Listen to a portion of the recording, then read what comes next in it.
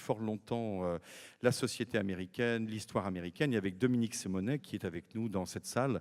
Ils sont tous les deux les auteurs d'un bon nombre de livres. Il a été question du 11 septembre ce matin, vous y avez consacré un ouvrage, vous avez écrit, et c'est la raison pour laquelle vous avez toute légitimité à être sur ce plateau, une histoire des Noirs américains qui a été rééditée récemment sous le titre « Les Noirs américains, des champs de coton à la Maison-Blanche ».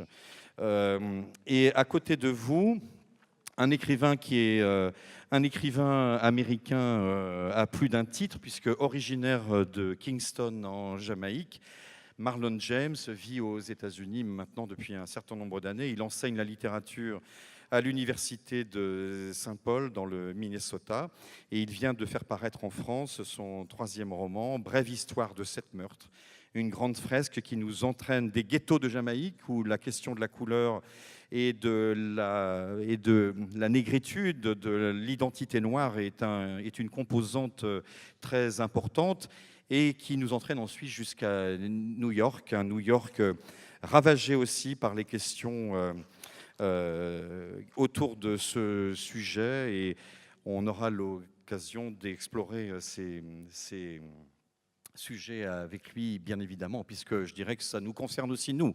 Il ne s'agit pas ici de faire un procès de l'Amérique. Nous avons aussi, nous, en France, des problèmes avec la couleur.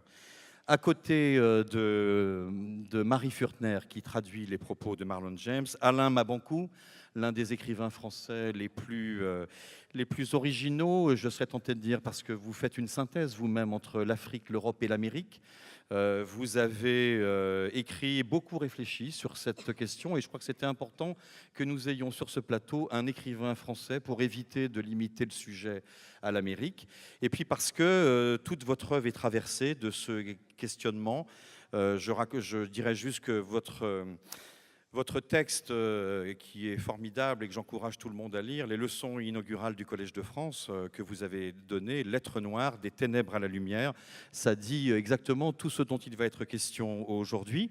Et vous venez de faire paraître chez Grasset un livre passionnant et qui est aussi une affirmation, je pense, de la littérature, Le monde et mon langage. Et je crois qu'on devrait tous suivre ce conseil. Et puis aussi, et ça vous donnait encore davantage de légitimité pour être présent parmi nous, et c'est grâce au livre sur la place de Nancy, dont vous revenez à peine, que l'on a le plaisir de vous accueillir à America. Vous avez préfacé l'édition française du texte de Ta-Nehisi Coates, Une colère noire, en anglais Between the World and Me, et on parlera de ce livre, bien évidemment, qui a été un vrai phénomène aux États-Unis et qui et je serais tenté de dire un peu l'équivalent aujourd'hui du Invisible Man de Ralph Ellison, qui avait tellement marqué les esprits il y a de cela quelques décennies. À côté de vous, Alain Mabanckou, Cynthia Bond, qui a aussi beaucoup de choses à dire sur ce sujet. Son premier roman, Ruby, qui vient de paraître aux éditions Christian Bourgois, nous parle de personnages qui sont pris dans ces problématiques au Texas cette fois-ci. Et vous aussi, vous avez une réflexion tout à fait intéressante sur ce sujet à travers vos personnages. Et beaucoup aux États-Unis ont vu en vous une émule de la grande Toni Morrison, qu'on connaît bien au festival, puisqu'elle a été en 2012 l'une de nos invitées. À côté de vous, votre interprète, dont j'ai oublié le prénom, vous voulez bien ? Chloé, qui va traduire les propos de Cynthia Bond.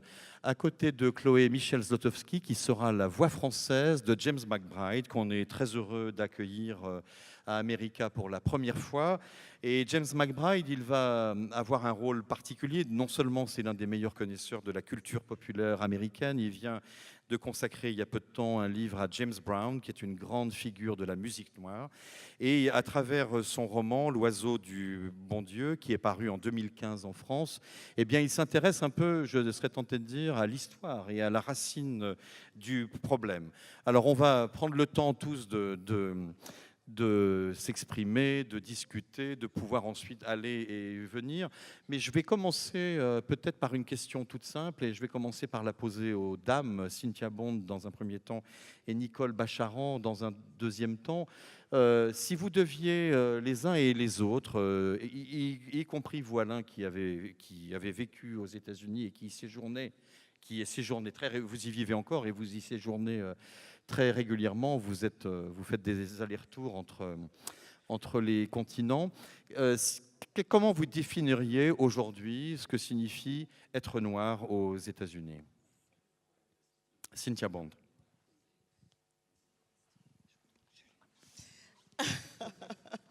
La vision que vous en avez, vous, en tant qu'individu, en tant qu'écrivain?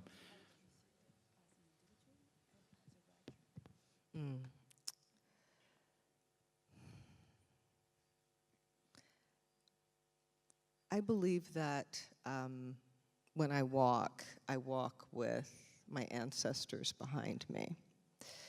So I walk and I breathe and I live with the knowledge of what has happened to those who come before me, with the knowledge of what happened to my aunt in the late 30s who was lynched by the KKK, and with the knowledge that my young brother, who is a therapist and who has a nice car, has been stopped 3 times by the police and asked if he's on parole.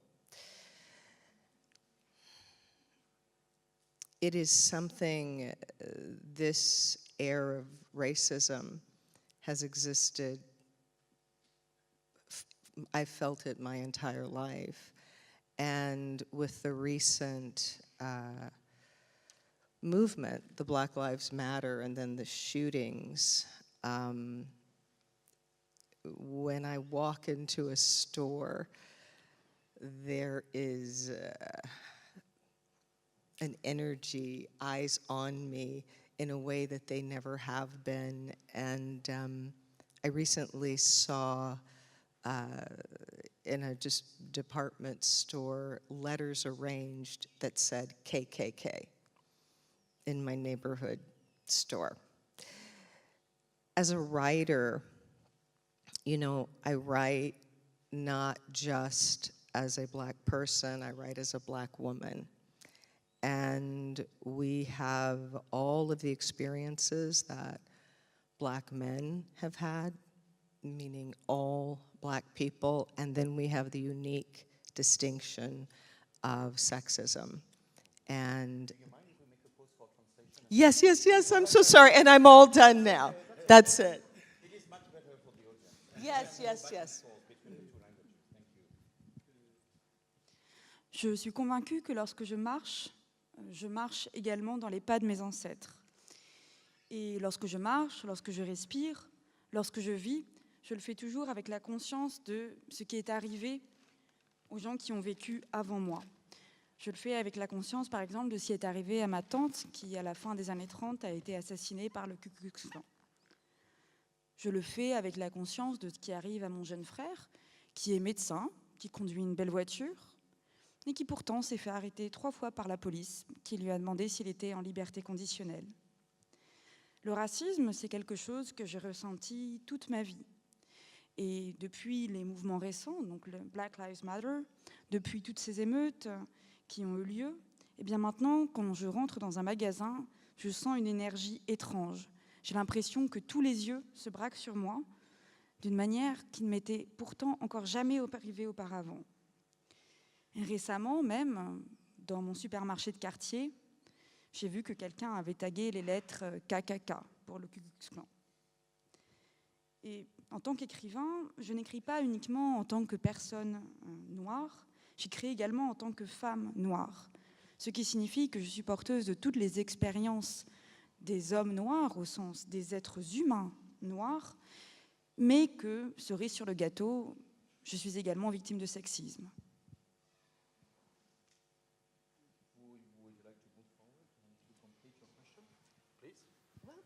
I felt I did, but just I could only add that part of why I write is for the bones of those women whose stories were never told.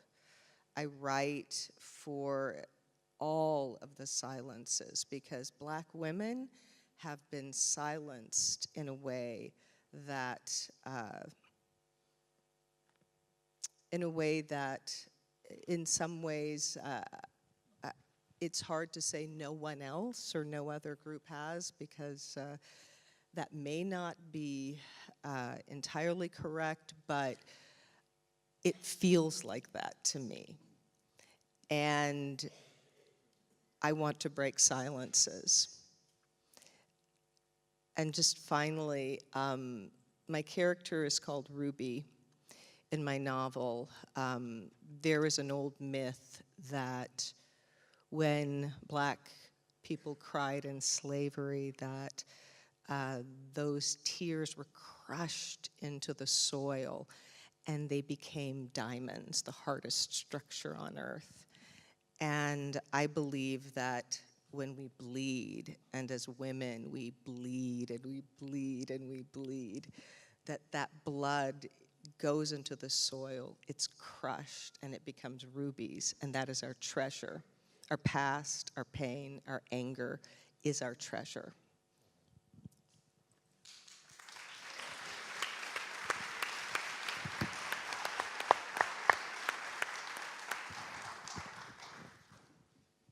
L'une des raisons pour lesquelles j'écris, c'est pour rendre hommage à tous les os de ces femmes qui sont décédées.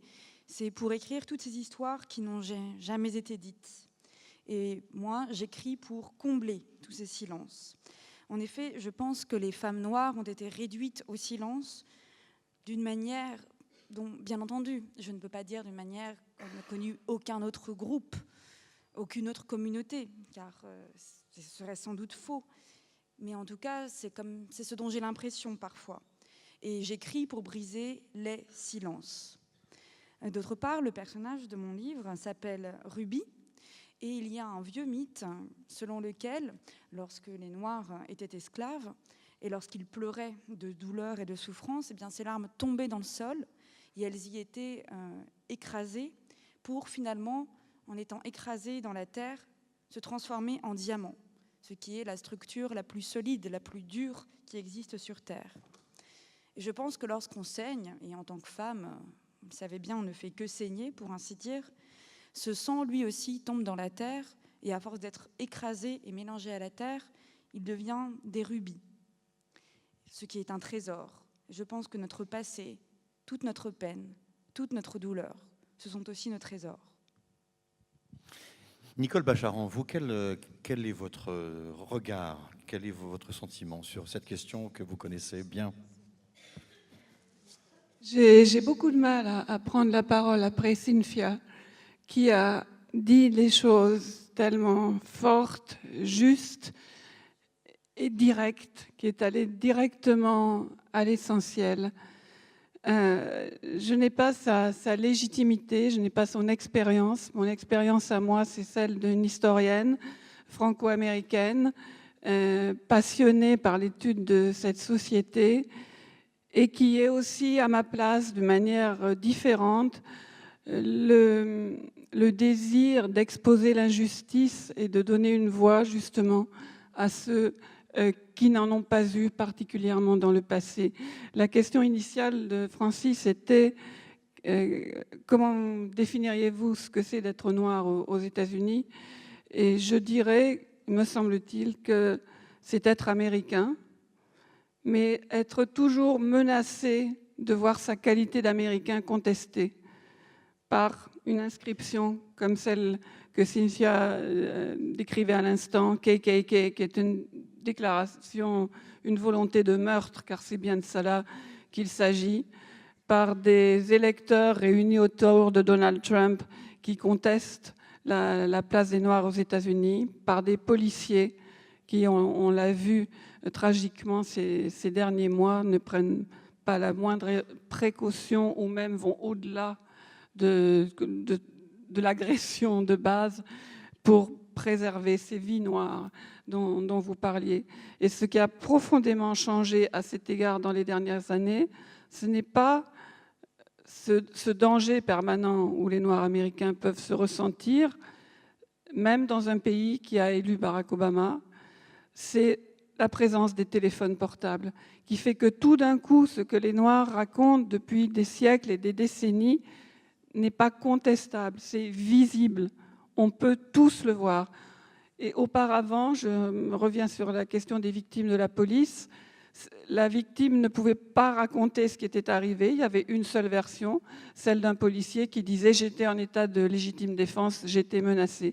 Aujourd'hui, il y a des téléphones portables et parfois, il y a des images incontestables. Donc je ne dirais pas que le pays n'a pas évolué, n'a pas changé.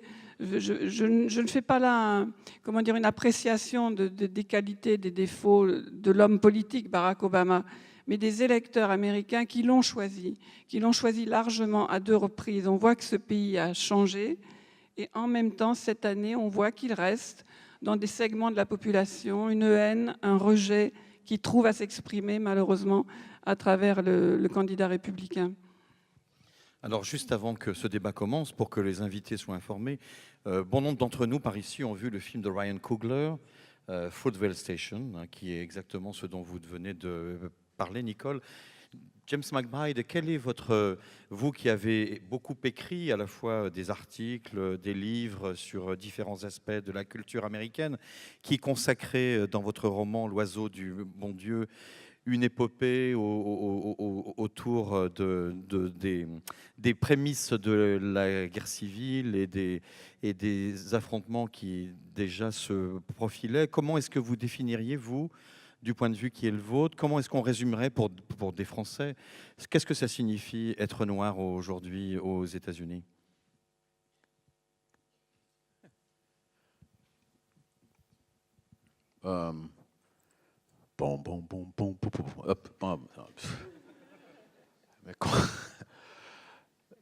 Quelle heure est-il, hein? Bon, je ne peux pas vous expliquer cette... je ne peux pas dire en réponse simple. Vous pouvez faire une réponse compliquée. OK. Mais alors, d'être noir, c'est une définition de la vie. On vit comme ça. C'est une culture qu'on accepte ou on n'accepte pas. Bon, il y a des Noirs qui habitent aux États-Unis qui sont fous avec les choses que les flics font contre nous. Mais pour moi, dans ma communauté, je suis élève dans l'église au Brooklyn. Je suis toujours là. Je travaille dans l'église en Brooklyn, donc je vois les choses que les Français voient sur la télévision. Les Noirs américains, ils ne sont pas fâchés, ils ne sont pas en colère. Ils sont les gens pacifiques. Mais aux États-Unis, rien passait à moins que les Blancs disent et ça passe. C'est ça. Ça, c'est l'histoire. Donc, la métallurgie des États-Unis, ça commence avec Jesse James. Il apprend si Jesse James, s'il était ici, en France, il va en prison. Mais maintenant, il était un héros aux États-Unis parce qu'il créait du monde. Bon, le système aux États-Unis est créé to help white people believe que les Noirs sont fâchés et sont toujours quelqu'un de vous pouvez donner la peur. Comment? Oui, toujours en menace. Bon, donc, dans la vie, chaque jour, quand on marche dans la vie, quand on parle avec mes fils, je dis rien. Je dis politique, la religion, je dis rien. Si le flic il vient, dit rien, dit oui monsieur, oui capitaine, pas de problème. Parce que moi, je suis sûr que j'avais la même expérience que beaucoup de Noirs aux États-Unis. Le flic, par exemple, l'année dernière, je suis allé en France avec mon groupe. Mon groupe, mon groupe musical, sont 4 Noirs et 1 Blanc. Mais les Noirs dans mon groupe, ils ne viennent pas chez moi pour faire les répétitions. Jamais. Parce que les flics, tout le temps, ils s'arrêtent dans la rue, chaque fois. Donc, on fait les répétitions quelque part d'autre. C'est pas bon, mais ça, c'est la réalité. Mais moi, je me préfère si on parle de la solution que les problèmes. Moi, ça ne m'intéresse pas. Je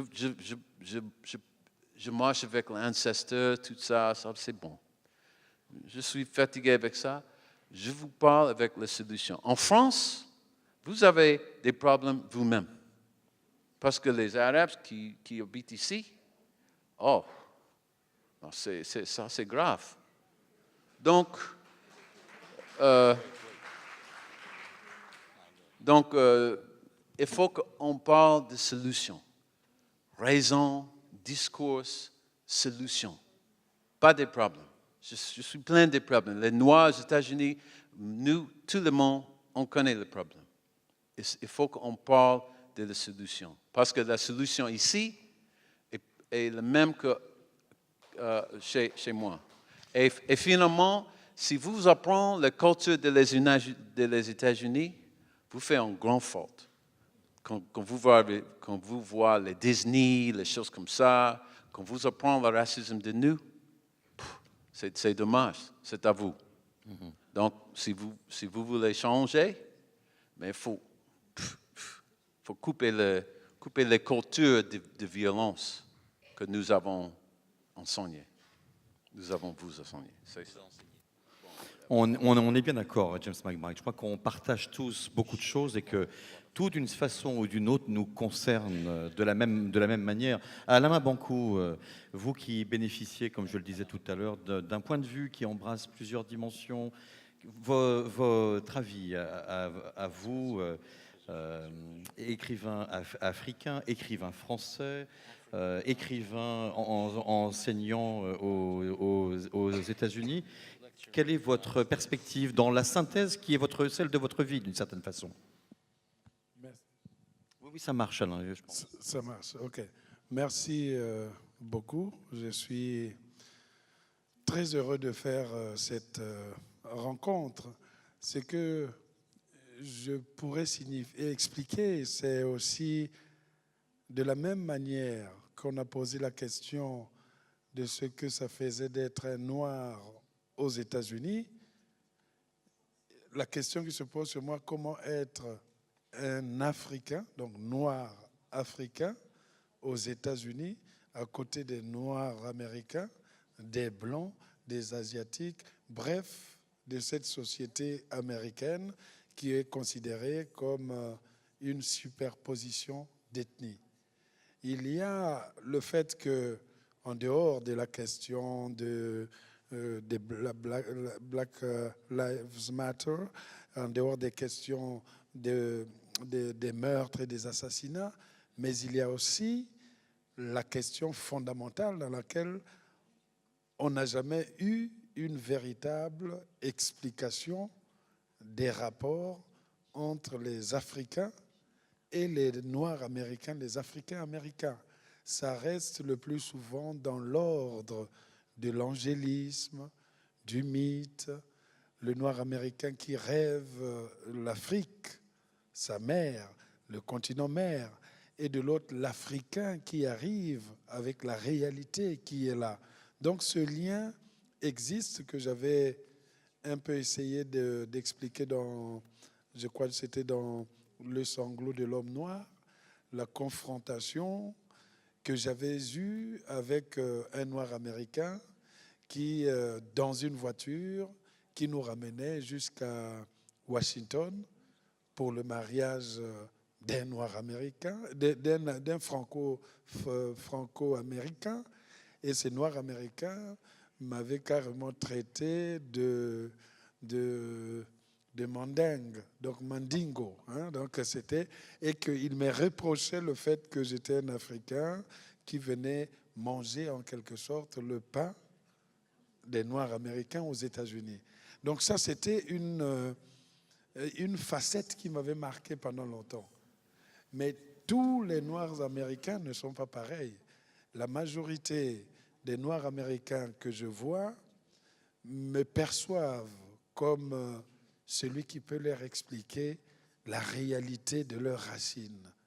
Ils me voient comme l'enfant qui est venu de l'Afrique, et quand ils viennent vers moi, ils veulent que je leur explique la vraie Afrique, la réalité, et ça c'est vraiment la majorité des Noirs américains. Donc il peut y arriver des exceptions, un ou deux. Celui-là qui avait failli m'agresser, c'était quelqu'un qui était revenu de la guerre de Vietnam. Donc voilà, il y a eu déjà le traumatisme, il y a eu déjà la névrose de la guerre, et donc ça, je le comprenais. Mais en général, être un Africain en Amérique, vis-à-vis des Noirs américains, se représenter une certaine fraternité qui était imaginaire et qui devient une réalité. Mais ce n'est pas toujours évident d'avoir une sorte de relation directe, puisque le dialogue est forcément coupé entre le noir américain et l'Africain. Le noir américain a connu l'esclavage, il a fait le voyage. L'Africain que je suis, je n'ai pas connu l'esclavage en question, donc je suis de ceux qui sont restés là. Donc je ne peux pas comprendre la douleur d'un McBride, par exemple, qui est là-bas, dont les ancêtres ont été ramenés dans un voyage forcé et lugubre, tandis que moi, j'ai voyagé de manière volontaire en prenant un avion dans les belles conditions, arrivé pour travailler. Donc c'est ce lien peut-être qui me caractérise beaucoup avec les Noirs américains. J'ai besoin de comprendre ce qu'ils ont enduré en dehors de ce que raconte l'histoire, mais dans la vie quotidienne, je veux les voir.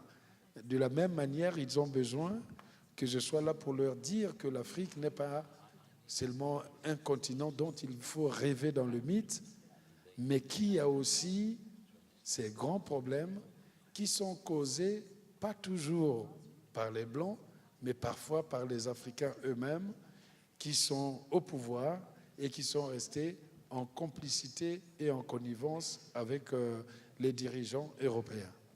On en a eu quelques exemples récents, Alain, je suis entièrement d'accord. Merci. Avant de rebondir sur ce qu'a dit tout à l'heure James McBride, Marlon James, vous qui, comme Alain Mabankou, réalisez une synthèse à votre manière dans votre vie entre la Jamaïque, qui, comme la Caraïbe, a une relation particulière et une particularité en Amérique du Nord, et les États-Unis où vous vivez aujourd'hui, quel est votre point de vue à vous? I think as a Jamaican or as an immigrant in America, I think certainly Jamaicans, we kind of get the choice whether we want to wake up or not. And for a lot of Jamaicans, for a lot of Jamaicans, I'm kind of a disappointment because I've become like them. And I think Jamaicans still buy, a lot of Jamaicans, a lot of immigrants still buy into this idea that Black Americans are just lazy and they're just whining, and we come there and we will do 15 jobs and we get that corner office. And I'm like, yeah, but people call you nigger behind your back.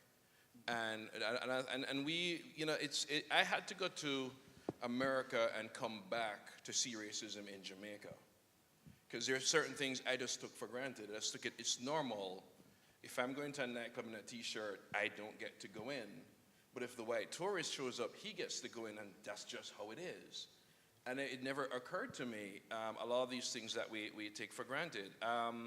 So I think, and I think there is still that where the immigrant thinks they can opt out of having to be conscious about being black in America, having to be conscious about the injustices that have been happening, because we like to have this idea that we're past it. Even though Jamaicans still go crazy, they still pledge allegiance to the Queen. And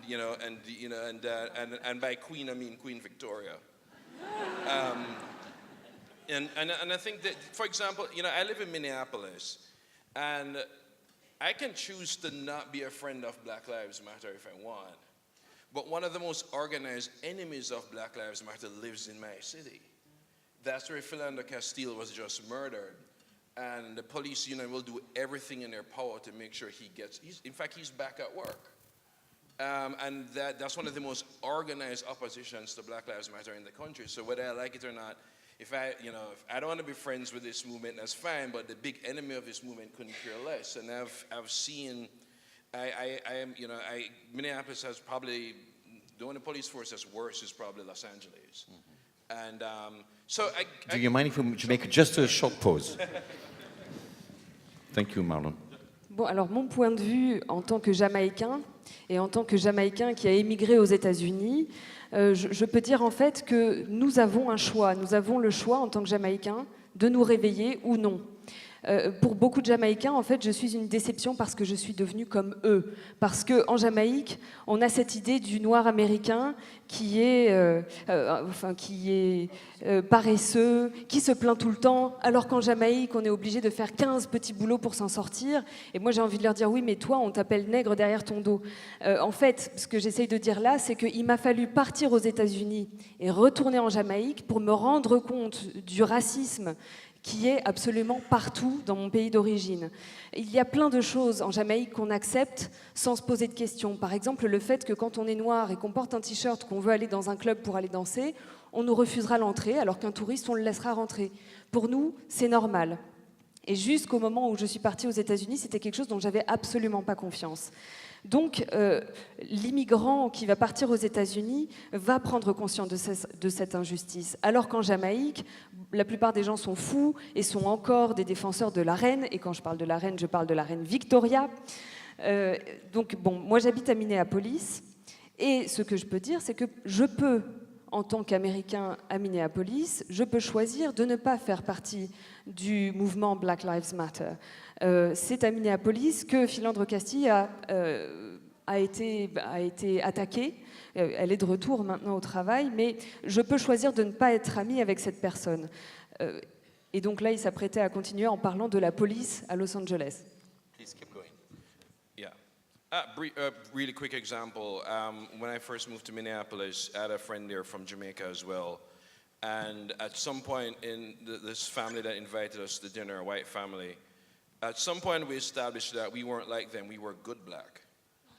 And I'll jump to the end of it. And I was saying to my friend, so do you know at what point, did you recognize that point in the dinner when everything got racist? I was like, what are you talking about? It's like, you really didn't get it, did you? And it reminded me of something that the great scholar Orlando Patterson once wrote. It was an article about Barack Obama. It was just a throwaway line. And it said, meanwhile, the Jamaican cannot recognize racism even when directed straight at him. And I always remember that because I run into that. So a huge part of for me being black in America, is a huge part of it is this sort of re-education, which actually makes me go back and look at Jamaica in a different way. Et toujours à Minneapolis, je me souviens d'un dîner auquel j'ai été avec un ami jamaïcain, un dîner auquel nous avions été invités et qui était préparé par une famille de Blancs. Et je me suis rendu compte qu'à un moment dans le dîner, quelque chose a changé parce qu'on est devenus, au contraire des autres, les Noirs qui étaient bons. Et donc après le dîner, j'ai parlé à mon ami et je lui ai dit « Mais est-ce que tu t'es rendu compte du moment où le dîner est devenu raciste ?» Et lui, il n'en avait absolument pas pris conscience. Et ça me fait toujours penser à cet article qui dit quelque chose sur les Jamaïcains, à savoir un Jamaïcain n'est même pas capable de voir le racisme quand il est dirigé directement contre lui. Donc pour moi, être noir aux États-Unis aujourd'hui, c'est une rééducation qui me permet de voir mon propre pays, la Jamaïque, sous un œil nouveau. Alors, il y a quelque chose de très intéressant que vient de dire Marlon James, que j'aimerais après rattacher à quelque chose qu'a dit James McBride. Mais avant ça, est-ce qu'il y a quelque chose dans ce qui a été dit par les uns et les autres sur lequel vous souhaiteriez, les uns ou les autres, rebondir? Là, prenez la parole si vous avez envie de faire un petit commentaire sur ce que vous venez d'entendre de la part de chacun d'entre nous. Quelqu'un souhaite dire quelque chose? Non? Go ahead. No, I was just going to add to what James said, because a lot of my observations as well is as somebody who's pretty new to the country and keep thinking, oh, and there's a tendency to think, oh, this is something new. Oh wow, I'm just experiencing police brutality. We've been having that for a few decades now. And I think, I agree with James that it can sometimes get in the way of starting to think of how you solve these problems. Because one of the problems I think with focusing on problems is that sometimes we think that it's something that just happened. And it gets in the way of solving problems. And the first thing we have to, when we're talking about solving problems, is that implicates everybody. And I still think we still have this sort of, well, that section will solve it. When I raise a problem, sometimes people say to me, well, how do we solve it? I'm like, I don't know. That's like asking a rape victim, how do you solve rape? It's like, Oui, j'aurais voulu rebondir sur ce que James a dit, parce que donc, les observations que je viens de faire, c'est vraiment en tant que personne nouvellement arrivée aux États-Unis. Et c'est vrai qu'on a une tendance, quand on est nouveau, à dire « Ah bah tiens, ça vient de m'arriver, la violence policière, tiens, ça c'est nouveau pour moi ». Et c'est vrai que parfois, quand on se concentre sur le problème qu'on voit, effectivement, ça occulte l'idée de rechercher des solutions à ce problème. Et le problème, si j'ose dire, quand on se penche sur les problèmes, c'est qu'on a tendance à voir ça comme une fatalité. Ça arrive, c'est comme ça. Alors que quand on se penche sur les solutions, on se rend compte qu'il faut impliquer tout le monde. Quand on se concentre sur le problème, souvent on me dit « Ah bah dis donc, tel problème, et toi tu penses que c'est quoi les solutions ?» Et moi j'ai envie de dire « Bah enfin, comment veux-tu que je te dise ça ?» C'est comme si on demandait à une victime de viol comment est-ce qu'on règle le problème du viol. Alors, je crois que dans ce que vous avez dit, James McBride, en parlant de la menace, c'est vrai que c'est très compliqué pour nous, alors même si, bien entendu, certains citoyens français peuvent ressentir ce genre de choses, qu'ils soient, comme le disait Alama Bankou, originaires d'Afrique ou d'Afrique du Nord, mais en tous les cas, on a le sentiment qu'en Amérique, dès le départ, il y a eu le postulat que les Noirs n'étaient pas tout à fait des humains, et d'essayer de retirer leur humanité à des êtres et de leur cantonner à la fois cette image dont vous parliez, James, cette peur de créer presque une non-envie d'entrer en communication avec des gens qui sont différents. Et cette menace que vous évoquiez tout à l'heure, j'aimerais que vous parliez les uns et les autres, savoir si c'est quelque chose que vous avez ressenti, ou pour vous-même, ou pour des proches, ou pour des amis. Est-ce que véritablement c'est quelque chose qui existe, cette...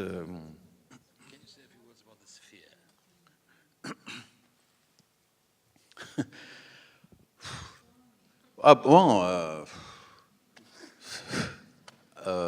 non, parce que, écoute, imaginez-vous en voiture. Et bon, il y a un pipe à la fin, un tuyau.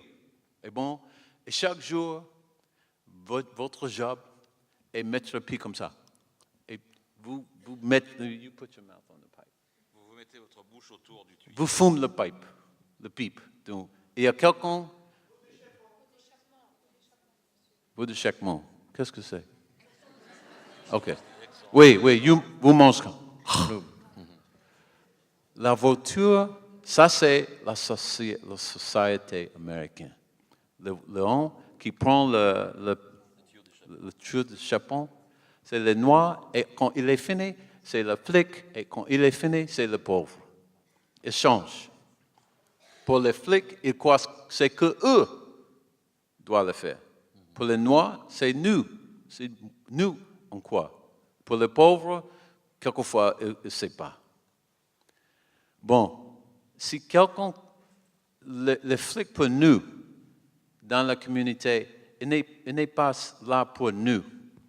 Et c'est là pour nous regarder. Watch over. Nous surveiller.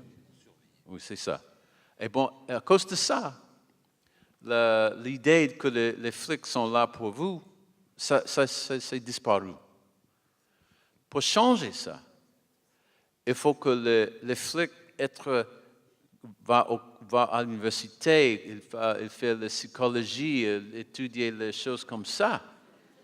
Parce que il comprend mieux parce que ce job, c'est un job qui la moralité, ça c'est joué chaque fois. Si on ne peut pas faire ça, ça ne marchera pas. C'est-à-dire que les flics, ils sont les gens avec les plus pauvres, most power, plus de pouvoir en Amérique, parce qu'ils peuvent vous tuer. Donc, il faut que le training des flics, la formation change. Ça, c'est une solution. Il faut faire les études dans la psychologie comme ça. Pour nous n'avons pas besoin de training. Nous n'avons pas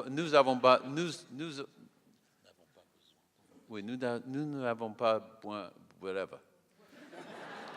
Mais il faut que nous fassions l'éducation comme Alan, il a dit la réalité. Et bon, mon frère Marlon, il a aussi fait la même chose. Par exemple, les Jamaicans, ils ont fait la rap music. C'est un Jamaican, il s'appelle Kool Herc, qui a contribué la musique de la rap, de la hip-hop. Donc, quand on écoute le hip-hop, c'est la musique de Jamaica. Ça, c'est pas la musique de James Brown. C'est différent. Et c'est Alan, il a dit que les Africains, que les relations entre les Noirs et les Africains, c'est terrible. Parce que nous, on ne connaît pas l'histoire de l'Afrique.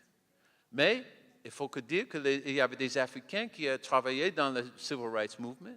Il y avait un Stokely Carmichael, il n'était pas des États, il était de Trinidad.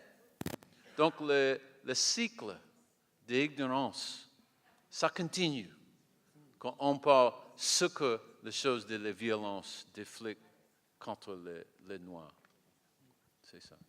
Alors, si je posais cette question, et je vais vous donner la parole, Alain, c'était bien entendu, parce que c'est un peu la théorie du livre de Ta-Nehisi Coates, la protection du corps noir. C'est même quelque chose qui tourne beaucoup. Et Ta-Nehisi Coates, à la façon de James Baldwin, qui écrivait à son neveu il y a plus de 50 ans, lui écrit à son fils de 15 ans, parce qu'il sent une menace sur la vie, sur le corps de son fils. Alain, quel est votre point de vue à vous sur ce qui vient d'être dit? Et puis vous nous parlerez aussi un tout petit peu de ce que vous avez ressenti à la lecture du livre de Ta-Nehisi Coates. Ce que McBride dit est très intéressant dans le sens que l'ignorance même a fait qu'on puisse sous-estimer les rapports entre les Africains et les Noirs américains. L'Afrique a beaucoup bénéficié du travail historique fait par les Noirs américains. Quand je dis ça, par exemple, on parle beaucoup dans le monde francophone du mouvement de la négritude, la valorisation des civilisations noires incarnées par Léopold Sédar Senghor, Aimé Césaire, Léon Gautran Damas.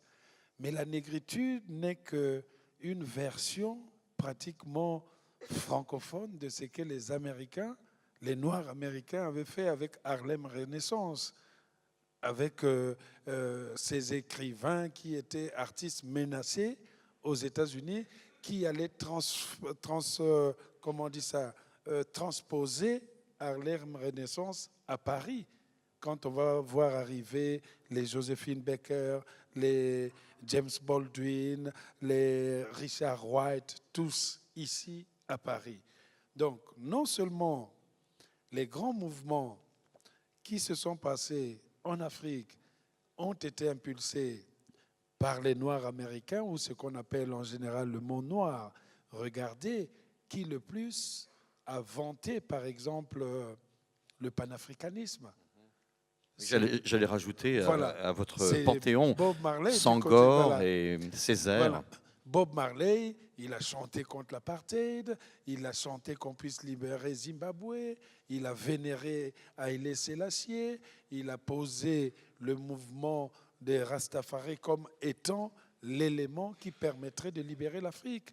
Et celui qui avait lancé le vrai panafricanisme comme en tant que tel, ce n'est pas forcément un Africain, c'est toujours les noirs de la diaspora qui donnaient un certain discours qui arrivait en Afrique pour créer une certaine libération.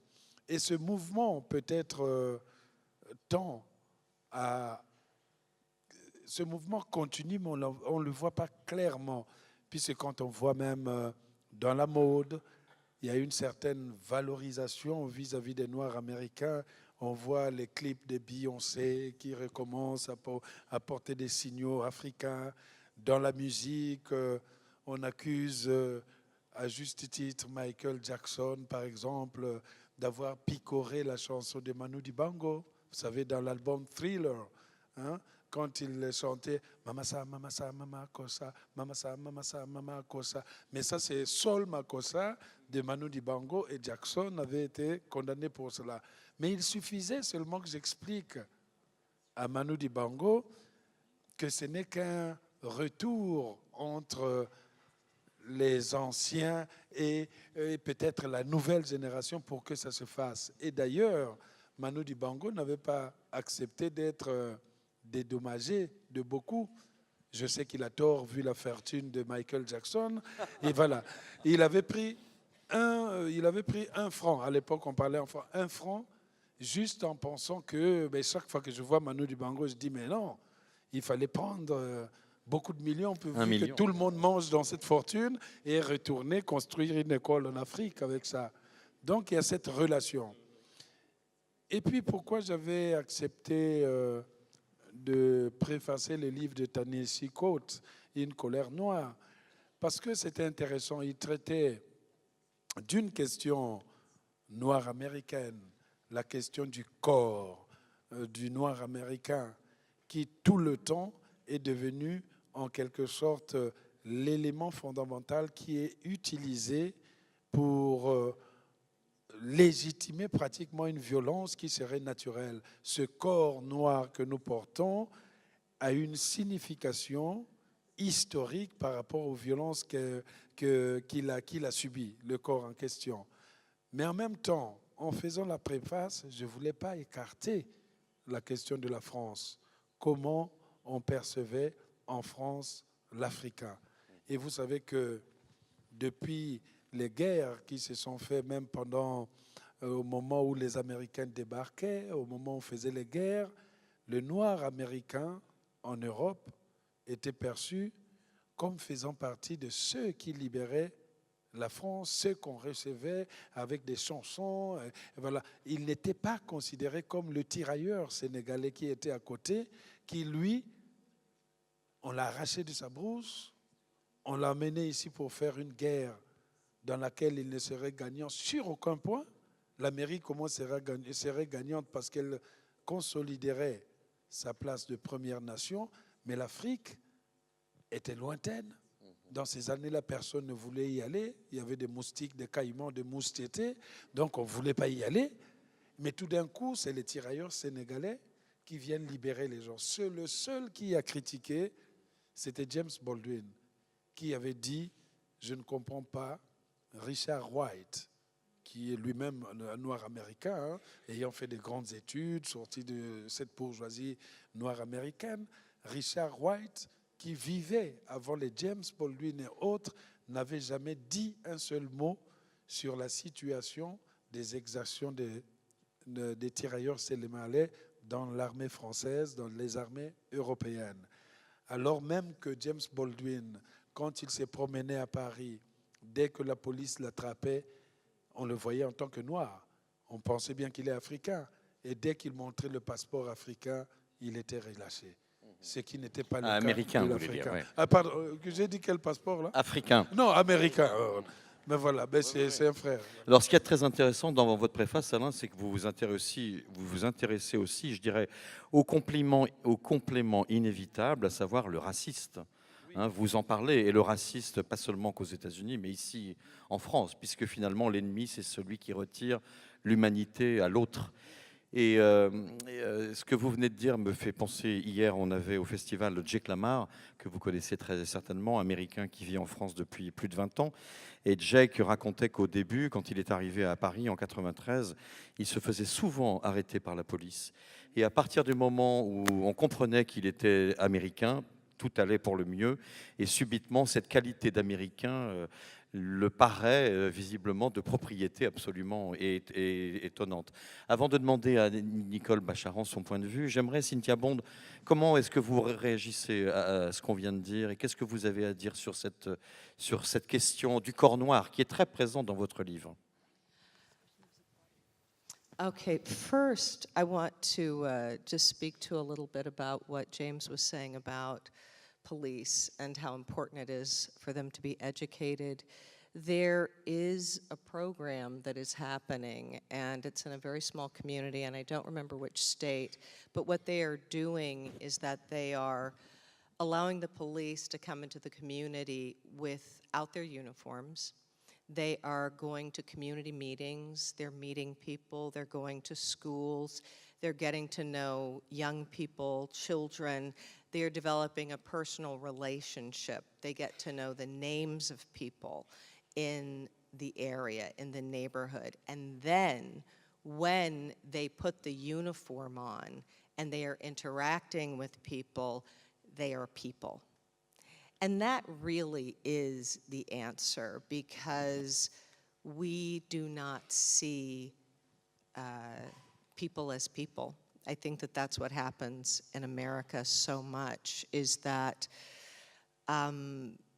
we are seen as other. And because of that, anything is possible. If you're not human, if you are not like you, then you're not alive. And I think that really, you know, the earth is not seen by so many people as alive. It is seen as a dead thing. Trees are seen as dead things. Animals are seen as just these things that are on the periphery. And humans who are unlike you, the xenophobia that's happening in America today, are not human. And then it is possible to do anything. And that's what's happened throughout our history. The body. I really feel, and again, you know, I'm a Black woman, so I must speak from that perspective, but I feel that the woman's body is very much like the earth. It has been raped. It has been pillaged. It has been torn into. It has been mined for its riches. And one of the things I write about is this rape of the earth. And my character Ruby is very much symbolic of the earth.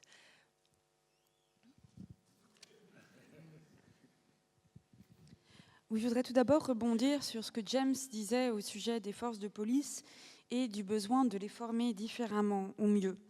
Il y a un programme, alors je n'arrive plus à me souvenir dans quel état des États-Unis ça se passe exactement, ni dans quelle ville d'ailleurs, mais en tout cas, le but de ce programme, en fait, c'est d'intégrer les policiers à la communauté. C'est ce qu'on appellerait de la police de proximité. Et donc, on les fait tout d'abord participer, sans uniforme, aux rencontres, par exemple, du conseil de quartier. Ils rendent visite à l'école, ils rencontrent les jeunes, les enfants. Ils développent une relation personnelle avec les habitants du voisinage. Ils finissent par connaître les noms de tous les voisins, ce qui fait qu'ensuite, une fois qu'ils revêtent leur uniforme et qu'ils doivent remplir leur fonction de policier, eh bien, ils interagissent avec les voisins en tant que personnes, en tant qu'êtres humains. Et je pense que là se trouve la réponse. Car le problème, c'est que souvent, eh bien, nous ne sommes pas vus comme des êtres humains. Aux États-Unis, j'en ai le sentiment. On est vu comme quelque chose d'autre. Et en fait, tout devient possible lorsqu'on n'est plus vu comme un être humain. Lorsqu'on est vu juste comme quelque chose de pas pareil, on n'est même plus considéré comme quelque chose de véritablement vivant. De la même manière que beaucoup de personnes, par exemple, ne considèrent même pas la Terre comme quelque chose de vivant, considèrent la terre, le sol, comme quelque chose de mort, de stérile, ou comme les arbres, on ne les considère pas comme des choses vivantes, ou les animaux, on les considère comme ces espèces de choses un peu indéfinissables qui vivent à la périphérie de notre monde. Et lorsqu'on ne considère plus quelqu'un comme un être humain, lorsqu'on le considère uniquement comme quelqu'un de différent, donc cette xénophobie terrible qui est à l'œuvre aujourd'hui, eh bien, il devient possible de faire n'importe quoi. Alors ensuite, la question du corps. Donc moi, je suis une femme noire et je le ressens dans mon corps, donc je parle en tant que femme noire, et j'ai le sentiment qu'à bien des égards, le corps de la femme peut être comparé à la terre. Tout comme la terre, le corps de la femme est violé, il est torturé, on le creuse pour en extraire ses richesses. Et moi, je pense que j'écris beaucoup sur le viol de la terre. Et Ruby, l'héroïne de mon roman, est pour moi symbolique de la terre. There's a wonderful line in Toni Morrison's Beloved. There is a woman who is like a preacher who stands in a clearing, and she speaks to everyone, and she says, "Love your flesh. Love your flesh." And she's telling these people who are slaves, whose flesh is beaten and whipped and they bleed every day, to love their flesh. And I can just say, you know, I grew up, I was born in 1961, and yes, I was. And don't let it leave the room. But, you know, I was born in 1961, and I saw so much of this. And I really did not love my flesh. You know, my father was a professor. I went to an all-white school, and I did not like this. I did not like the skin. I did not like me. And I had to go through a process of learning to love my flesh. And I think that what happens, and I can say this from my perspective, that it is so easy, the brainwashing that happens in America. I think that for so many of us, we have to go through a process of learning to love our flesh. And that has to happen along with these other changes. We have to love our flesh and not believe the lies that we're told from the time we are born. Il y a une citation merveilleuse dans le livre Beloved de Toni Morrison. C'est une femme prêtre qui se tient au milieu d'une clairière, au milieu d'une assemblée, et qui dit à ceux qui sont autour d'elle, « Aimez votre chair. Aimez votre chair. » Elle le dit à des esclaves dont la chair est meurtrie, battue, fouettée chaque jour, dont la chair saigne chaque jour, et pourtant elle leur demande d'aimer leur chair. Moi, je suis née en 1961, et j'ai vu tant de choses dans ma vie. Et au début, je n'aimais pas ma chair. Mon père était un professeur. J'allais dans une école où quasiment la totalité des élèves étaient blancs. Et je n'aimais pas mon corps. Je n'aimais pas ma peau. Je n'aimais pas ce que j'étais. Et moi, j'ai dû passer par tout ce processus d'apprentissage pour apprendre à aimer ma chair. Et je pense, en tout cas selon moi, qu'aujourd'hui, il est si facile, malheureusement, aux États-Unis et ailleurs, de laver le cerveau des gens, que beaucoup de personnes n'aiment pas leur chair et que beaucoup de personnes devraient, elles aussi, passer par ce processus d'apprendre à s'aimer. C'est quelque chose qui doit arriver, de même que de nombreuses autres évolutions. Mais nous devons apprendre à nous aimer. Nous ne devons plus croire les mensonges qu'on nous a assénés pendant toute notre vie. And just one final thing. I believed all the lies that were told about me as a woman, from the life I had as someone who was abused as a child. I believed it was my fault. I believed I was a whore. I believed all of these horrible things. I also believed that there was something wrong with me as a Black person. I believed these. And of course I believed them. I was a child. And I really believe that to unlearn these things, we have to recognize that we are living in with glasses from the time we're born that say, you are less than, you are nothing, and we have to know that we have these glasses on. And it's, for me, the process, I'm 56 years old, that process of taking those glasses off has taken me almost all of this time. Je voudrais juste ajouter que moi, personnellement, j'ai cru à tous les mensonges qu'on m'avait assénés en tant que femme. J'ai cru, en tant que petite fille qui avait subi des agressions sexuelles dans son enfance, que c'était ma faute. J'ai cru que j'étais une pute. Oui, j'y ai cru. Et j'ai également cru, en tant que personne noire, que c'était moi qui avais un problème. Comment n'y aurais-je pas cru? Je n'étais qu'une enfant, après tout. Et je pense que pour désapprendre tous ces mensonges, il faut avant tout reconnaître que nous vivons en permanence avec des lunettes sur notre nez, des lunettes qu'on nous a imposées depuis la naissance et qui nous font voir le monde en tant que tu es moins que, tu n'es rien. Et il faut tout d'abord être conscient qu'on porte ces lunettes pour pouvoir apprendre à les retirer. J'ai 56 ans et je pense que j'ai mis quasiment toutes ces années, ces 56 années de vie à apprendre que j'avais ces lunettes et à apprendre à les retirer. Nicole Bacharan, j'imagine que les propos de Cynthia Bond rencontrent un écho particulier chez vous, mais j'aimerais avant, vous allez vous réagir à ce que vient de dire Cynthia, mais on parlait du corps, de la chair. J'aimerais qu'on cite les noms de quelques personnes qui représentent quelque chose dans notre débat et que vous parliez justement de la question du corps. Tamir Rice, ce gamin de 12 ans de Cleveland, Eric Garner, Trayvon Martin, John Crawford, Renisha McBride, Michael Brown, Prince Jones, sans compter ces gens qui sont morts dans une église de Charleston, en Caroline du Sud. Quel est votre avis à vous, Nicole Bacharan?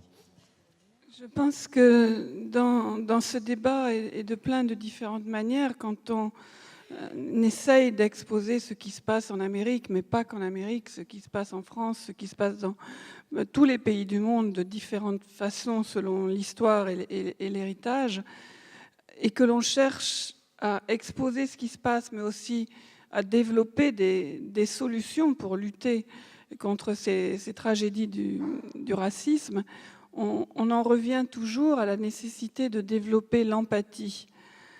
Ce que Cynthia disait au sujet de la police que l'on intègre dans les écoles, dans la communauté d'un quartier, qu'ils connaissent les noms des gens et qu'ils voient l'humanité et non pas un bloc de gens qui leur causent des problèmes et qu'ils doivent effectivement surveiller, comme on l'a dit précédemment. Et si on observe les grandes tragédies de l'histoire, je pense à l'Holocauste, à la Shoah, je pense au massacre perpétrés par les Khmers rouges au Cambodge, on voit que le génocide du Rwanda, ça a toujours commencé par le langage, les mots, retirer l'humanité de ces personnes que l'on veut éliminer. En Allemagne, dans les années 30, les Juifs étaient des rats, des sangsues, des profiteurs, ils n'étaient pas des humains. Et petit à petit, ils n'ont plus été reconnus comme des humains. Et si on voit le parcours fait par les grands assassins de cette époque-là, mais on peut faire des parallèles avec ce qui s'est passé dans le sud des États-Unis à certaines époques. Il était essentiel qu'ils ne reconnaissent pas en face d'eux un être humain, qui pourraient être leurs frères, leurs pères, leurs enfants. Vous aviez tous ces bons pères de famille qui rentraient chez eux et qui surveillaient les devoirs de leurs chers enfants et qui avaient assassiné dans la journée d'autres enfants sans voir cette humanité commune. Et c'est peut-être un des enjeux principaux à la fois de l'éducation et de la transformation sociale, de développer cette empathie, cette capacité à se reconnaître parmi les humains.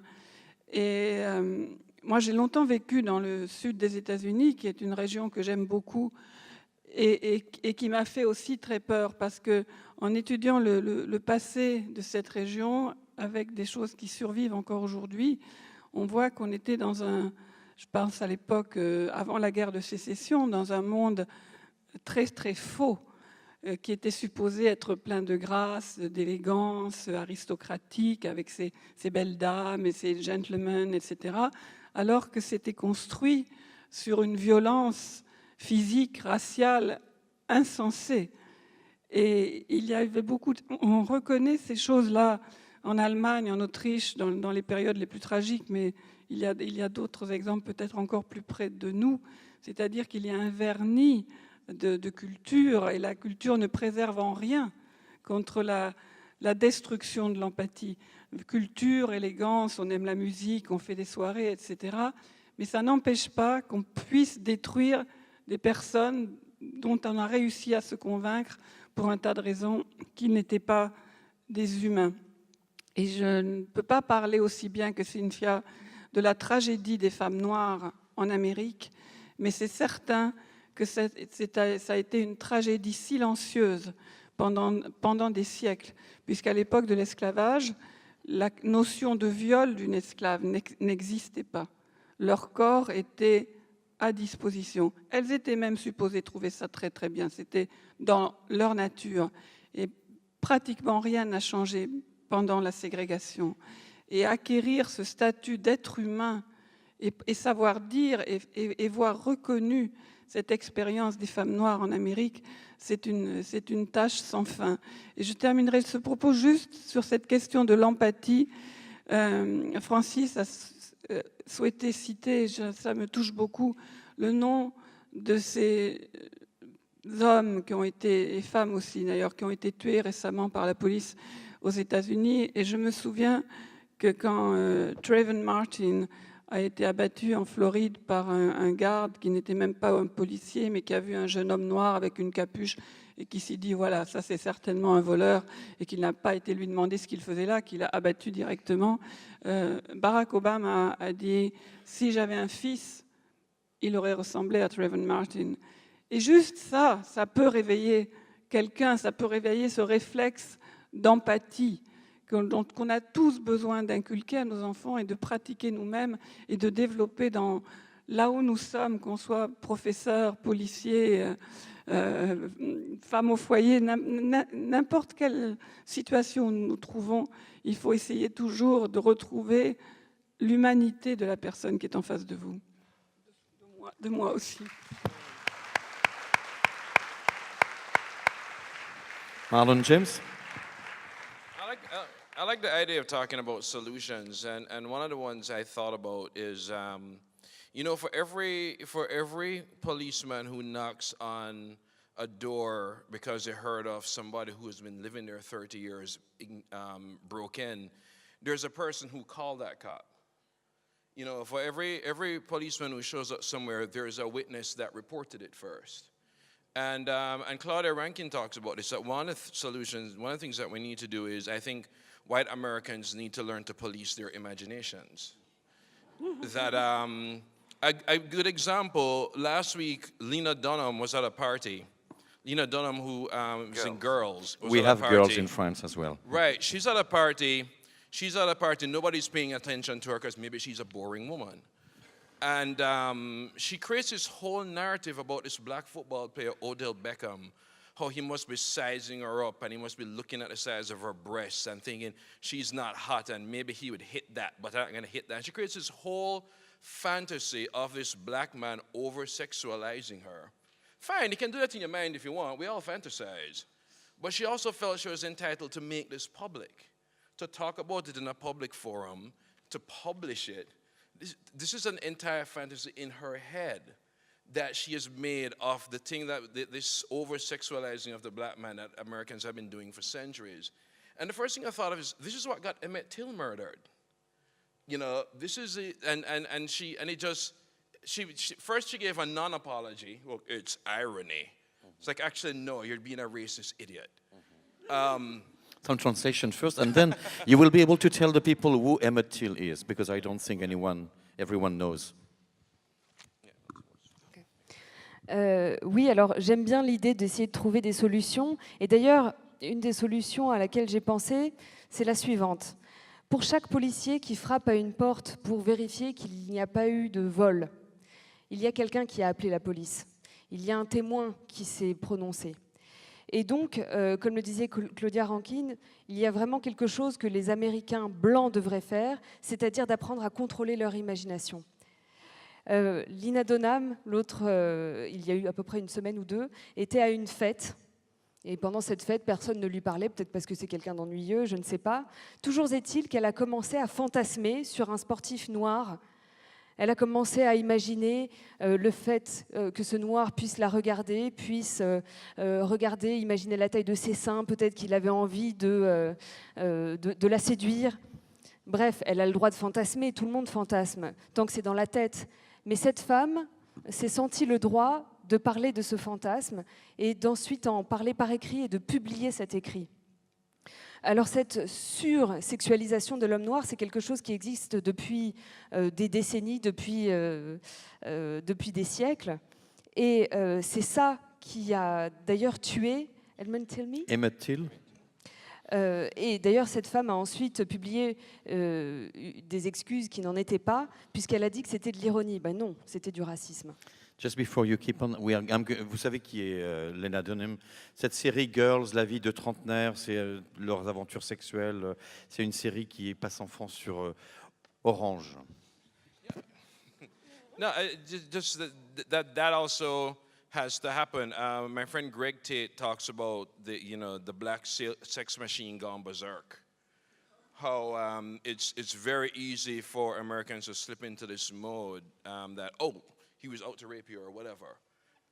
Angry black woman is a big one. It's even the New York Times starts an article. Shonda Rhimes, who came up with Grey's Anatomy, the first line is, Shonda Rhimes figured out how to be clever at being an angry black woman, and there's some policing of imagination that has to happen. Policemen are drones, you know. It's not like they had. Sometimes it's not that they had this grand idea. The idea is planted by a scared neighbor. So maybe the next time.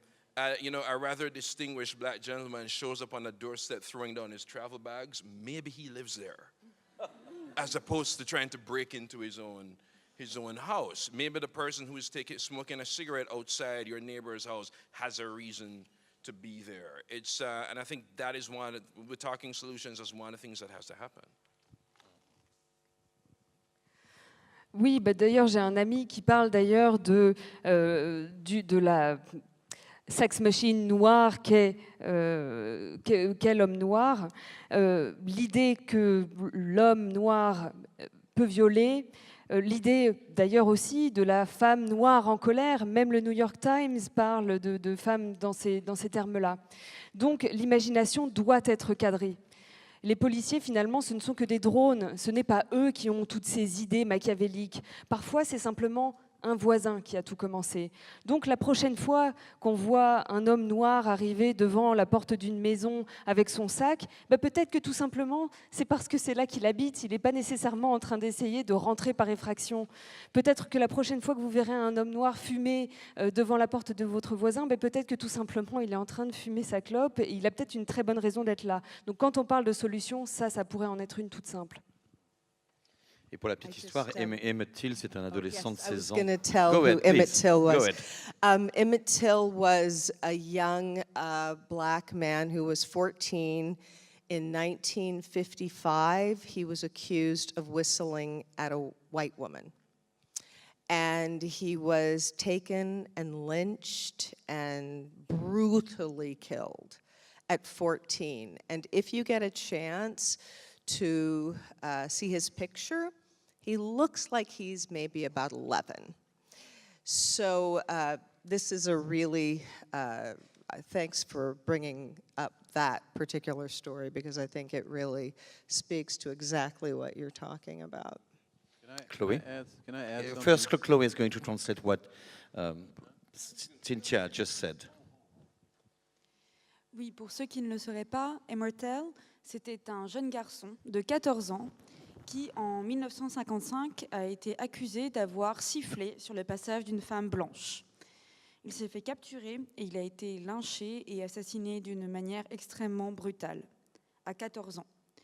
Et si jamais vous voulez vous renseigner sur lui et que vous voyez sa photo, vous constaterez qu'il avait plutôt l'air d'en avoir 11. Donc oui, c'est une excellente illustration de ce dont nous parlions et merci de l'avoir évoqué. James?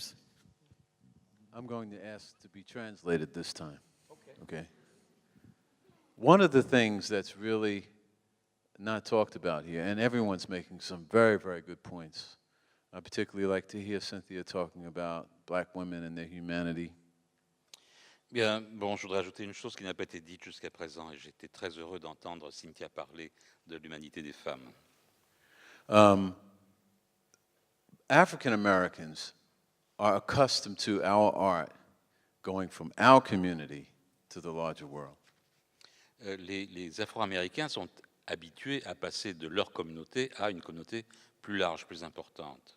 And that was one of the benefits that we had that Allen's people did not have, because we became slaves, so we developed this incredibly beautiful art form that is very popular here in Europe.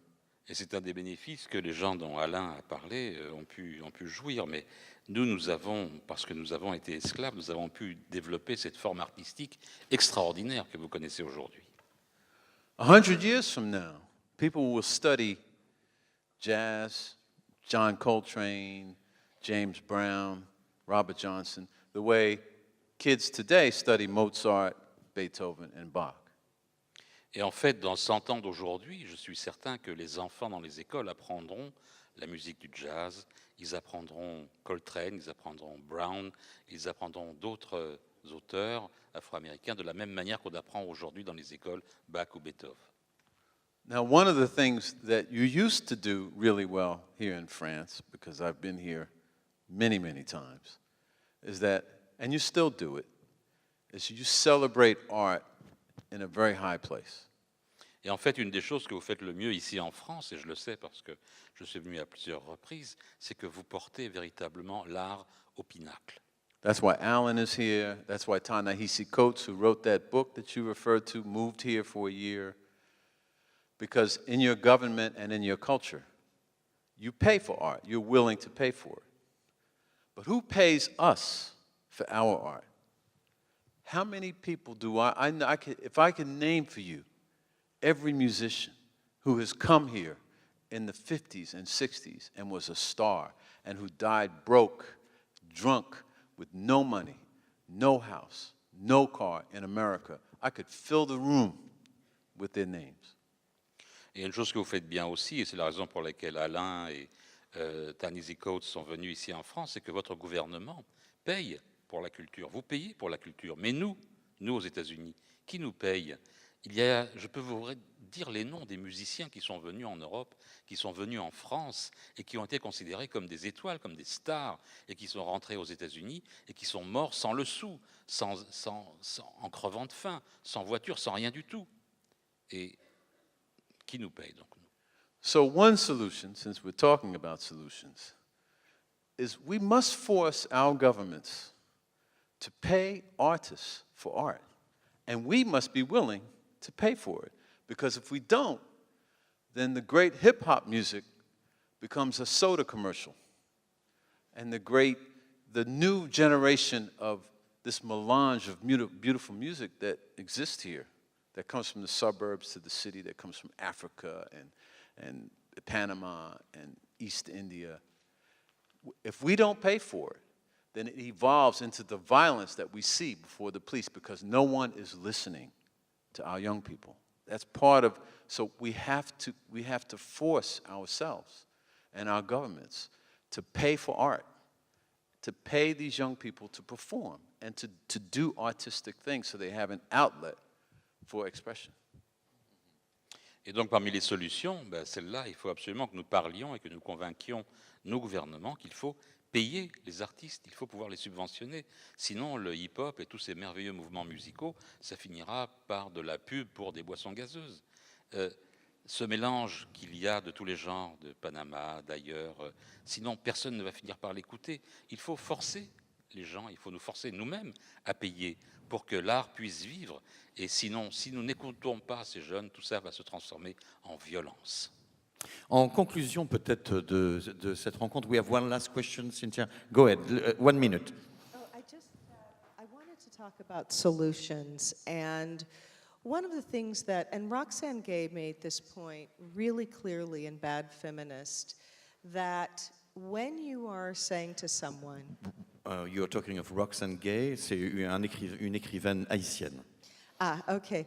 So one of the things that she said is that if you come to someone and you say, you're sexist and you're this way and that way and you do this, and if you are telling someone that they don't understand what it's like to be oppressed, well, that person thinks, well, I have had experiences in my life that have been horrible, and from their perspective, it is. We only know. Pain is like, Viktor Frankl says this, that pain is like turning on gas in a closed room. Whether you turn it on a little or you turn it on a lot, it fills up the room. So for each person, the worst they've ever experienced is huge. So the dialogue that needs to happen is not saying, you have oppressed us. It is having a true dialogue about what you believe and what I believe. And I have to give one example very quickly. My mother was a college president, and when she went to the college, a group of blacks came to her and said, this organization, really every organization, the gay and lesbian organization, the black, these racists have to go. They've got to get out of here.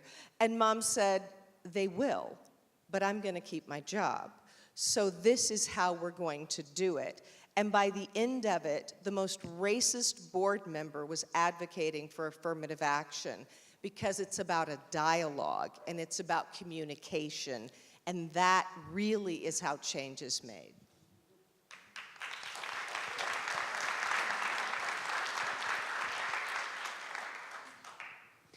Oui, puisque nous voulons parler aujourd'hui des solutions, je voudrais revenir sur quelque chose que j'ai appris en lisant le livre « Une mauvaise féministe » de Roxane Gay. Dans ce livre, Roxane Gay dit « Si vous allez vers quelqu'un et que vous lui dites comme ça, en face, brutalement, « Tu es sexiste, tu as fait ça, tu es comme ça, tu agis comme ça », si vous allez juste vers quelqu'un pour lui dire « Tu m'as oppressé », bien sûr, cette personne va être choquée et elle va se dire, elle-même dans sa tête, « Attends, et moi aussi, j'ai eu des expériences dans ma vie qui ont été horribles et tout sauf agréables. » Et certes, de leur point de vue, oui, ils ont certainement fait des expériences horribles. Viktor Frankl donne la définition suivante de la douleur. Il dit, la douleur, c'est comme si on ouvre le gaz dans une pièce fermée. Peu importe qu'on ouvre grand le robinet ou qu'on l'ouvre un peu moins, peu importe que la pièce soit grande ou petite, le gaz, au bout d'un moment, va remplir toute la pièce. Donc pour chaque individu, la pire expérience qu'il ait jamais faite, eh bien oui, c'est un traumatisme, c'est horrible. Donc il ne s'agit pas ici de compétition des douleurs, mais il faut véritablement avoir un dialogue. Il ne faut pas aller vers les autres en disant « Toi, tu m'as opprimé », ça ne sert à rien. Il faut un vrai dialogue qui permette de comparer ce que toi, tu crois à ce que moi, je crois. donner un bref exemple. Ma mère faisait partie du comité de direction d'une université. Et un jour, alors qu'elle se rendait à la réunion de la direction, elle a été arrêtée par un groupe de défense des droits des Noirs. Vous savez, sur les universités et les campus américains, il y a des organisations qui militent pour la défense des droits de un petit peu toute communauté, aussi pour les LGBT, etc. Et quoi qu'il en soit, ce groupe d'étudiants lui a dit « Il faut absolument que ces membres de la direction qui sont racistes s'en aillent, nous allons militer ». Elle leur a dit « Calmez-vous, calmez-vous les enfants. Ils vont partir, mais moi, je tiens à garder mon emploi ». Et finalement, par le dialogue, que s'est-il passé? Au bout d'un certain temps, même les membres qui étaient à l'origine les plus racistes de ce comité de direction ont mis en place des programmes de discrimination positive. C'est par le dialogue qu'on peut progresser. I want to say 5 lines. 5 words. You're Black- fired, Cynthia. Black Lives Matter was founded by 3 black women. I just needed to say that. If we're- Thank you.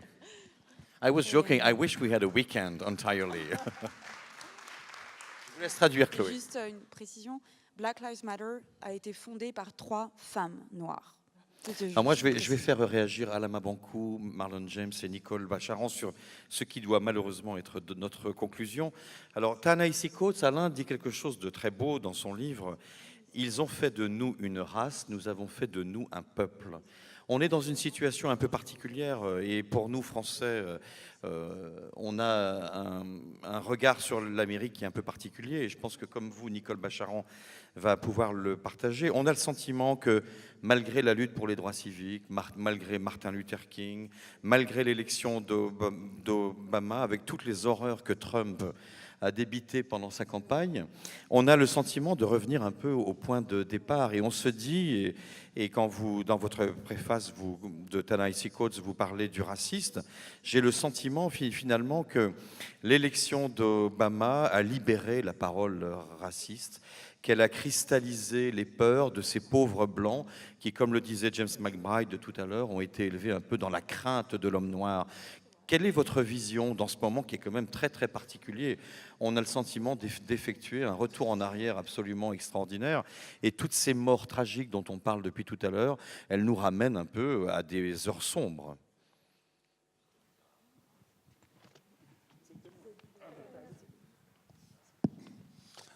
Oui, c'est vrai que l'élection d'Obama a délié en quelque sorte la parole pour les racistes aussi de sortir de tout bois, parce qu'ils ont l'image comme si on leur avait volé une certaine victoire, le privilège d'une Amérique toujours blanche de pouvoir, mais cette fois-ci, les racistes sentaient comme si c'était une ignominie d'avoir au sommet de l'État un métissé, donc, ou un noir pour les Américains. Ou un singe, comme on a pu le voir. Ou un singe, comme diraient les Donald Trump.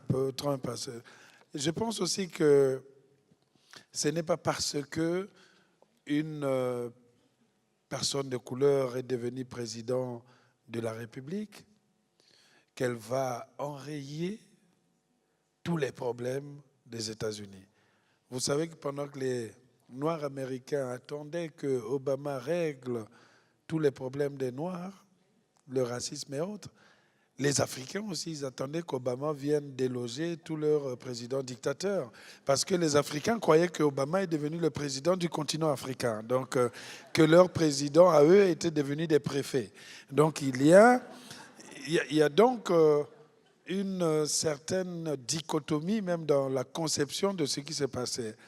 Mais moi, ce que j'ai vu aussi, ce que Barack Obama a apporté, c'est de permettre aux jeunes d'opposer aussi une certaine résistance.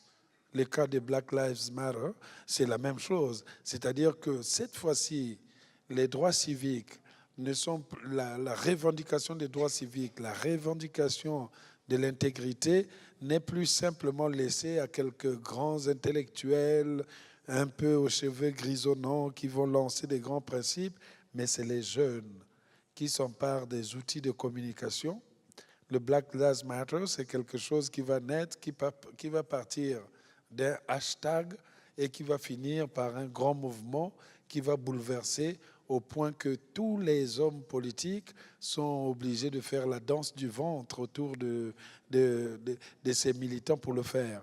C'est intéressant de voir que désormais, nous sommes dans une Amérique qui a quand même repris sous d'autres formes la voix militante. Et cette voix militante est aujourd'hui incarnée par ces jeunes, par ces Noirs, qui n'acceptent plus qu'on puisse les abattre, les tuer, tout simplement parce qu'ils sont noirs, tout simplement parce qu'ils ne sont pas du côté de la position dominante. Mais on voit toujours que dans l'histoire de l'Amérique, les groupes finissent toujours par imposer quelque chose. Je pense que les Black Lives Matter, c'est quelque chose qui va être aussi d'inspiration importante dans les autres parties où se trouvent les Noirs, que ce soit en Afrique. Il y aura des révolutions dans ce sens. Ou ici. Voilà, ou ici en France, il y aura des révolutions. On a tendance à cacher, mais en France aussi, on a eu des bavures où les Noirs ont été... Il n'y a pas longtemps même. Voilà. Je ne voulais pas citer parce qu'on a toujours ces principes. Oui, l'affaire est en justice, gna, gna, gna, gna, mais ça arrive toujours que la France aussi a un problème pour gérer ces personnes de couleur. À ce problème se rajoute un certain mépris, un certain paternalisme, mais surtout un refus d'inspecter la question coloniale, si bien que toute la leçon qu'on tire des personnes de couleur provient de l'inconscient colonial, qui change souvent de vêtements, qui prend parfois des habits plus neufs, mais on en reste toujours à une situation où la France a colonisé des territoires dont elle est incapable de dire quel est réellement le statut et la nature de ces gens qu'elle avait colonisés. Merci beaucoup.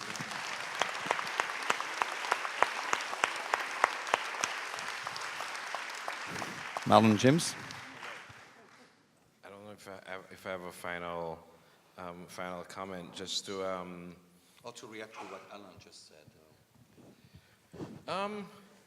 I'd probably just go back to my first comment of this awareness that I think the non-American black has to do when they're in America, and that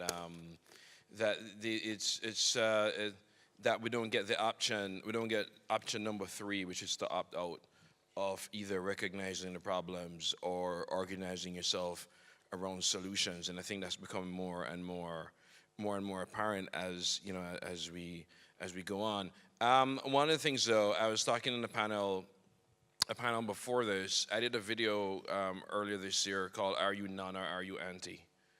And that it's very easy to be non-racist. You can just say, "I'm not racist," or "I don't have racist friends," or "I didn't vote for that racist presidential nominee," and you create this entire philosophical position out of doing nothing. It's wonderful that your mind is in the right place, but that didn't help anybody. And you have to go from being non-racist to anti-racist. You have to go from being non-sexist to anti-sexist, and actually look at these are things that you have to be in opposition to, as opposed to merely just taking a philosophical position on.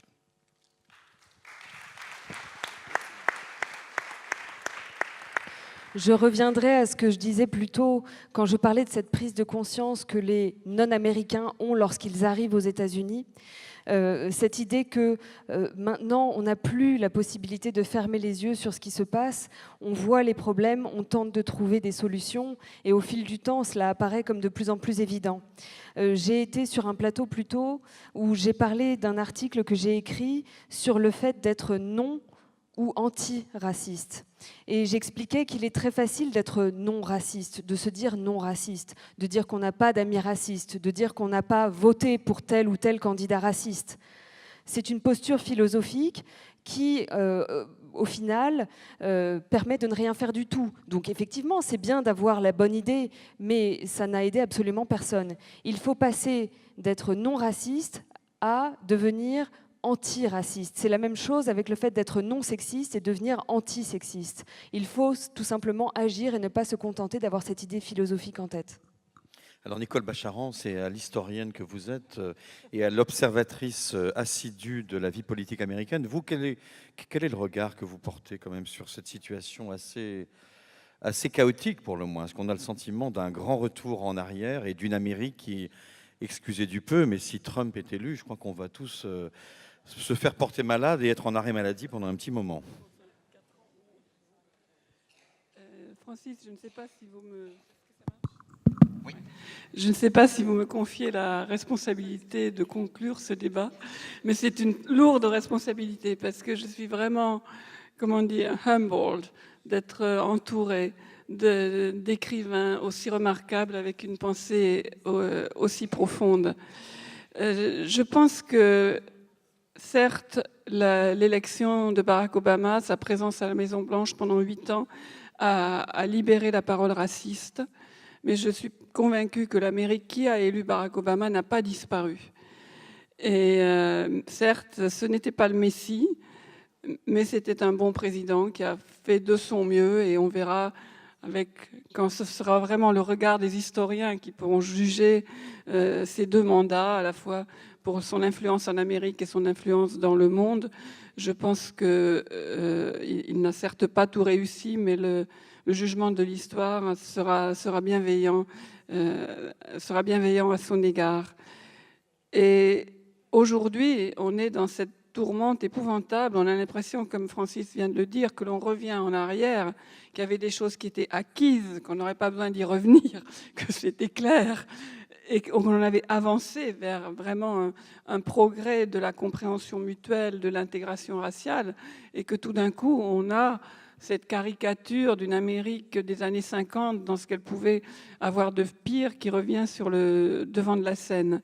Donc j'espère ardemment que Donald Trump ne gagnera pas cette élection sur des questions politiques plus ou moins tordues, plus ou moins perverties, l'impopularité de Hillary Clinton qui a été quand même construite d'une manière que je juge vraiment perverse, parce que les personnes de bonne volonté sont très nombreuses en Amérique. Et quand j'observe, en m'éloignant un petit peu plus, l'état du monde en général, et je me souviens d'une conversation que j'avais eue grâce à Dominique Simonet, qui est là au premier rang, avec l'écrivain israélien, le grand écrivain israélien Amos Oz.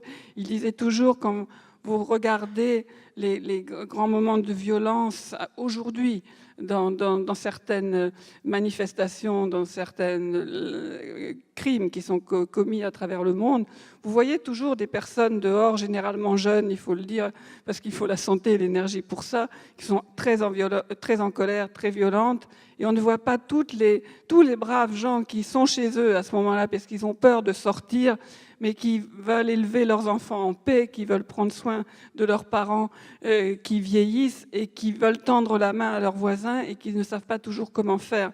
Et je pense que tous les gens de bonne volonté doivent se faire entendre davantage. Et je pense que tous ici, on n'est pas parfait du tout, mais on en fait partie. Donc faisons-nous entendre, surtout quand on a des choix à faire, comme par exemple des choix électoraux.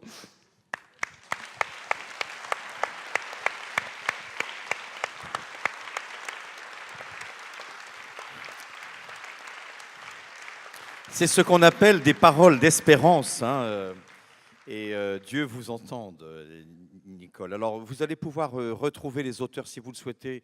Il y a une librairie volante, comme c'était la dernière rencontre du festival. Vous allez pouvoir acheter les livres et les faire signer si vous le souhaitez. Je vais vous rappeler.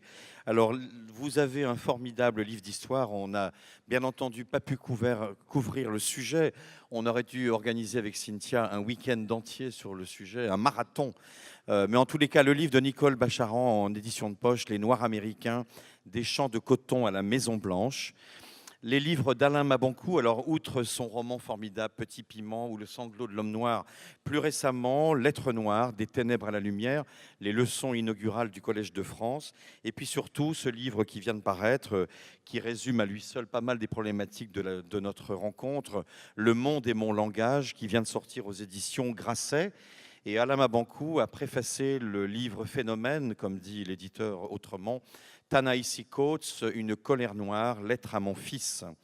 de James McBride qui fait revivre John Brown, l'un des abolitionnistes, juste avant la guerre de sécession, une formidable fresque aussi truculente et très, très vivante dont il a été question à plusieurs moments dans le festival, L'Oiseau du bon Dieu, qui a reçu un grand prix aux États-Unis au moment de sa sortie, de Cynthia Bond, Ruby. On a beaucoup parlé des femmes noires. Eh bien, il y a un magnifique personnage de femme noire sur plusieurs décennies de son existence dans ce roman de Cynthia Bond. Et pour terminer, le livre de Marlon James, Brève histoire de cette meurtre, qui lui aussi a obtenu un grand prix littéraire dans le monde anglo-saxon, le Booker Prize, il y a un an. Merci à vous tous, merci à nos interprètes, merci à Michel, à Chloé et à Marie, et merci à vous.